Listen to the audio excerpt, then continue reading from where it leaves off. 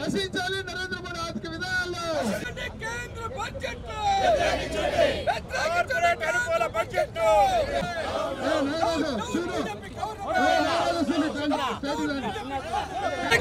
కేంద్ర బడ్జెట్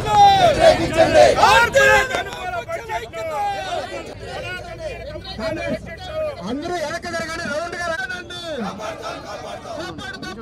జరగండి మత సామరస్యాన్ని మత సామరస్యాన్ని వామపక్షాల ఐక్యత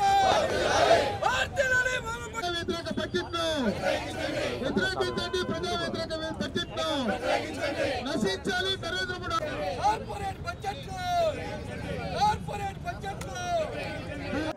పార్లమెంట్లో కేంద్ర ఆర్థిక మంత్రి నిర్మలా సీతారామన్ గారు ప్రవేశపెట్టిన బడ్జెట్ నిరసిస్తూ దేశవ్యాప్తంగా వామపక్ష పార్టీల ఆధ్వర్యంలో నిరసన కార్యక్రమాలు చేపట్టాం.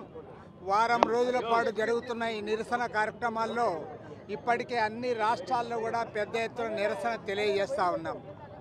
గత 10 సంవత్సరాలుగా కేంద్రంలో అధికారంలో ఉన్న నరేంద్ర మోడీ ప్రభుత్వం కార్పొరేట్లకు అనుకూలంగా ఊడిగం చేస్తూ వారి ఆస్తులు పెంచే పద్ధతుల్లో ఆర్థిక విధానాలు రూపొందించి బడ్జెట్లు ప్రవేశపెడతా ఉన్నారు తప్ప సాధారణ మానవులు పట్టించుకోవడం లేదు.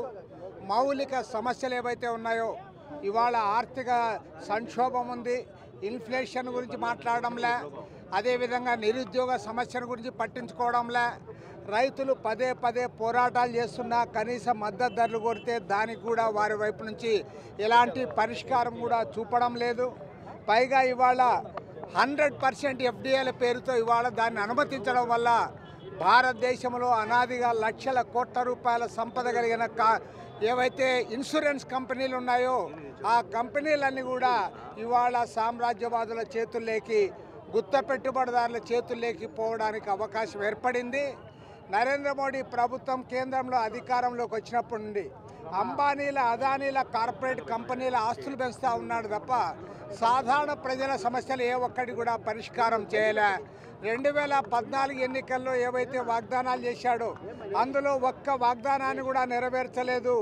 ధరలు తగ్గించలేదు, ఉద్యోగాలు ఇవ్వలేదు, రైతుల సమస్యల పరిష్కారం చేయలేదు, బ్లాక్ మనీ తెప్పించలేదు. పైగా ఇవాళ కోట్ల రూపాయల సంపదనంతా కూడా ప్రభుత్వ రంగ పరిశ్రమలన్నీ కూడా ఒకదాని తర్వాత ఒకదాని ప్రైవేట్కి అప్పచెప్తా ఉన్నారు. రాబోయే రోజుల్లో భారతదేశాన్ని దివాళా తీస్తూ ఉన్నారు. ఇప్పటికే విదేశీ అప్పులు విపరీతంగా పెరిగిపోయినాయి. అంతర్జాతీయ మార్కెట్లో ఇవాళ మన రూపాయి విలువ గణనీయంగా పడిపోయింది.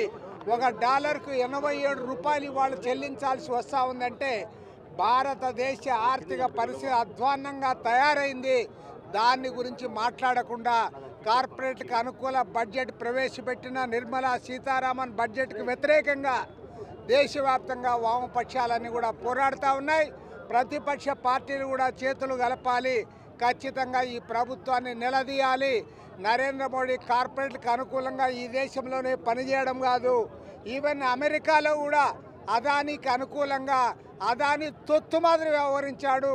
ఇవాళ అమెరికాలో ఎవరైతే ఉన్నారో మన భారతీయులు అక్రమ వలసదారుల పేరుతో వాళ్లకు కాళ్లకు చేతులకు సంకెళ్ళు వేసి వాళ్ళని విమానాలు ఇక్కడ పంపుతూ ఉంటే దానిపైన మోడీ గారు మాట్లాడరు, కానీ అదానీ కోసం మాత్రం మాట్లాడుతూ ఉన్నారు.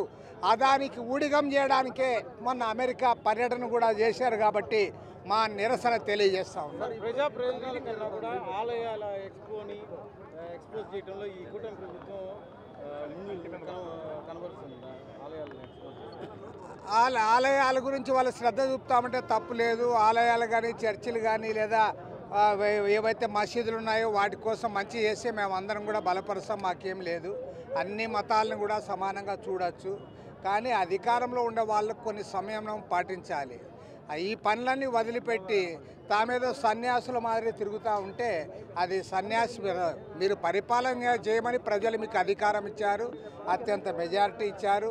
ఆ రకంగా మీరు పరిపాలన చేయాలి. ఇవాళ రాష్ట్రాన్నంతా కూడా అదానికి దోచిపెడతా ఉంటే దానిపైన మాట్లాడకుండా మీరు ఎంతసేపు కూడా మీరు అంత ఏదో ఒకటి ప్రజల్లో ఒక సెంటిమెంట్ రెచ్చగొట్టాలి, తద్వారా మీరు ఓట్లు పొందాలనే పద్ధతిలో వ్యవహరిస్తే మాత్రం ఖచ్చితంగా ఎన్డీఏ కూటమికి ప్రజలు తగు రీతిలో జవాబు చెప్తారు. ప్రజలు ఆల్రెడీ వాళ్ళ ఎక్కడికెక్కడ అసంతృప్తి వ్యక్తం చేస్తూ ఉన్నారు. బీజేపీ ఆర్ఎస్ఎస్ విధానాన్ని తీసుకురావడానికి ఈ రకమైన ప్రచారం, ఆలయాల ప్రచారం కానీ ఇలా ఈ విషయం నేను ముందుగానే చెప్పాను. పవన్ కళ్యాణ్ గారు తన పార్టీ అజెండా పక్కన పెట్టారు. ఆర్ఎస్ఎస్ బీజేపీ అజెండా నెత్తికెత్తుకొని సనాతనవాదం అని ప్రచారం చేస్తూ ఉన్నాడు. నీ సనాతనవాదం అజెండా నీ పార్టీ దాంట్లో ఎప్పుడు వచ్చిందో చెప్పమని నేను అడుగుతా ఉన్నా.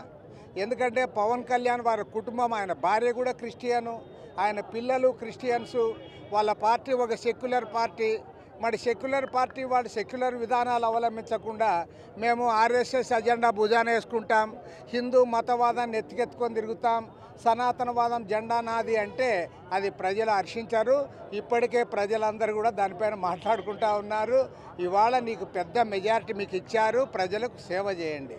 ప్రజలకు సేవ చేసే వదిలిపెట్టి బీజేపీ వాళ్ళు మాట్లాడాల్సిన, అసలు పాపం బీజేపీ మంత్రి ఉన్నాడు సత్యకుమార్, ఆయన కూడా ఇంత అధ్వానంగా మాట్లాడడంలే, అతని కంటే కూడా ఇతను అధ్వానంగా మాట్లాడుతూ ఉన్నాడు.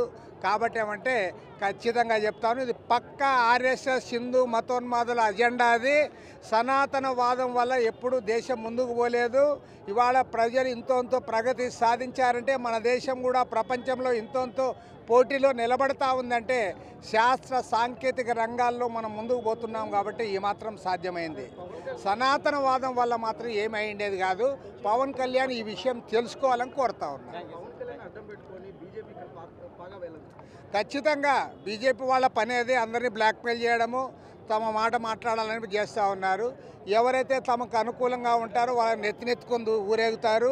ఎవరైతే వాళ్ళకు వ్యతిరేకంగా ఉన్నారో వాళ్ళపైన కేసులు పెట్టి అక్రమంగా జైలుకు పంపడానికి కూడా సిద్ధమవుతూ ఉన్నారు. వ్యవస్థలంతా తమ గుప్పెట్లో పెట్టుకొని కేంద్రంలో అధికారంలో ఉన్న నరేంద్ర మోడీ ప్రభుత్వం భారతదేశంలో బ్లాక్మెయిల్ రాజకీయం చేస్తూ ఉన్నారు.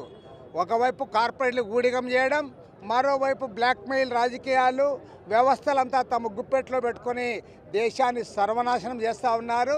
కాబట్టి ఇవాళ వామపక్షాలు దేశవ్యాప్తంగా కూడా నిరసన తెలియజేస్తారు.